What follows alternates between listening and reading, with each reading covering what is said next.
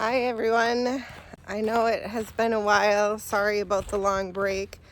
I was having some technical difficulties.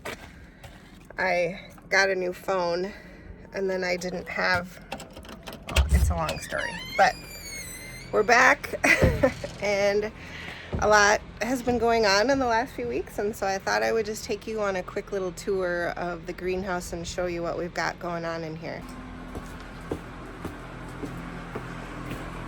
So probably the biggest change in here is we did finally get the north wall spray foamed.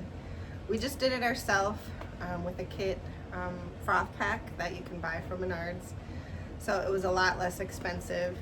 And I have already noticed a big difference in here as far as condensation and the heat.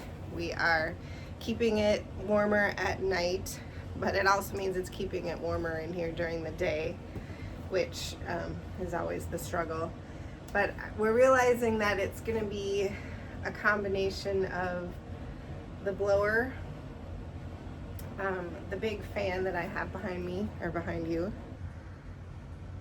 and then also using a shade cloth really keeps it cooler in here. I have a 30% shade cloth that when we put it over the whole thing keeps it like 20 degrees cooler in here. And I'm gonna be playing with the shade cloth a little bit. It is so bright in here. I'm gonna try just putting it partially on the greenhouse, not the whole way, because I really do feel like it does stunt some of the growth, but the heat can do that too. Too much heat can cause things to stop growing. So because we just finished the spray foaming last weekend, I have nothing in this north bed, but it is ready to go, and I'm gonna get some stuff in there. And in the south bed, the parsley is looking good. I had a second parsley, but that must have not made it. The thyme is coming back. Still got a few onions. I don't know what this is. I was just trying to see, let it grow and see what it was. The carrots are starting to come up. You can see I have a couple rows of carrots here. I have one row of radishes that I've been picking from. And then I have a second row over here.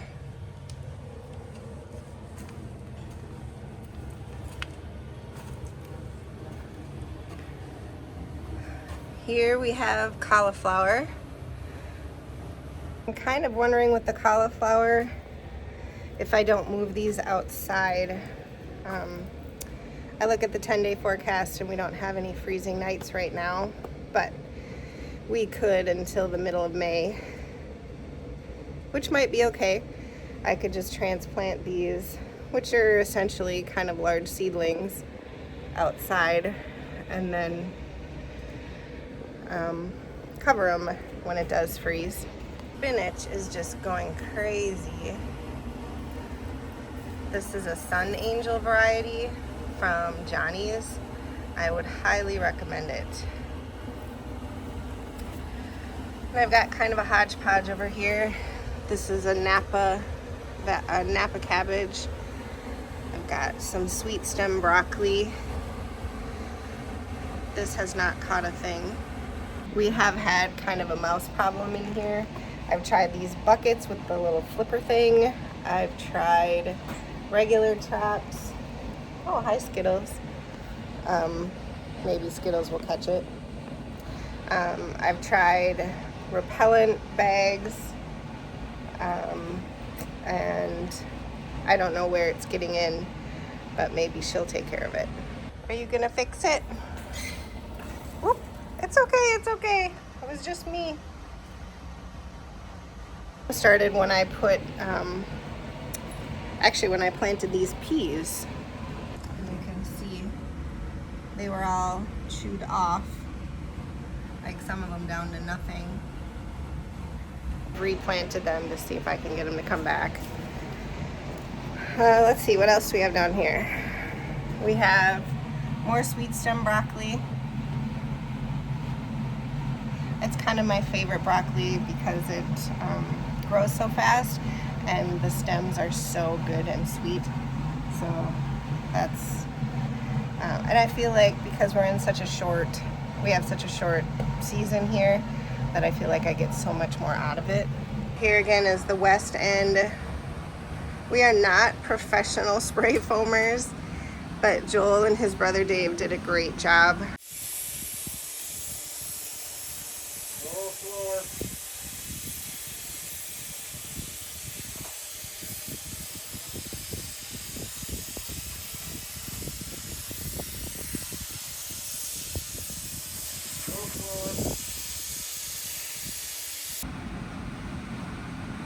We just draped some plastic over this bed, and it really kind of stayed where it was supposed to go. You can see there's a little that got on the Lexan up there, but not bad. So one thing that I do need to do in here today is to water. And I've been using this barrel that Joel just filled up using the hose, and I stick my watering can in here. And this actually adds some geothermal heat also. So overnight, so during the day, this water gets to be really warm, and then it holds that warmth overnight.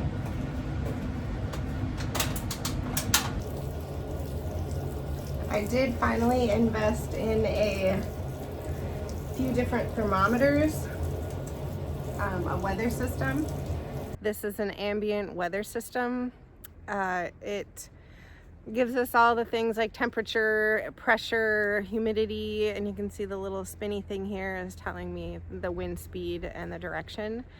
And it has been a great tool also for in the greenhouse, because I have set up 4 different thermometers in there that I can now monitor the temperatures in there without having to go in there every hour. I probably would be able to hook up the hoses right now. I don't think they'll freeze overnight, but I actually don't mind just coming in here and hand watering for right now. If I get in here early enough, which I didn't today, it's really pretty nice in here. So right now in this south bed, it says it's 101. That is partly because I shut the big fan off so that you could hear me. And in the north bed, you can see it is 93. So it's quite a big difference.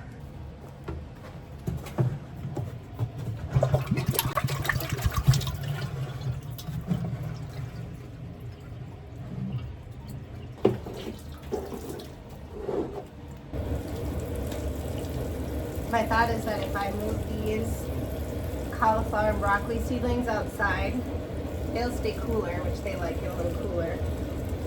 And then I can get my tomatoes and peppers in here. And what I've learned about tomatoes in this greenhouse is that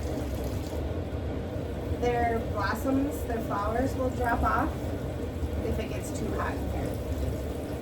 I really didn't do great with tomatoes in here last year until it started to cool off a little in the fall.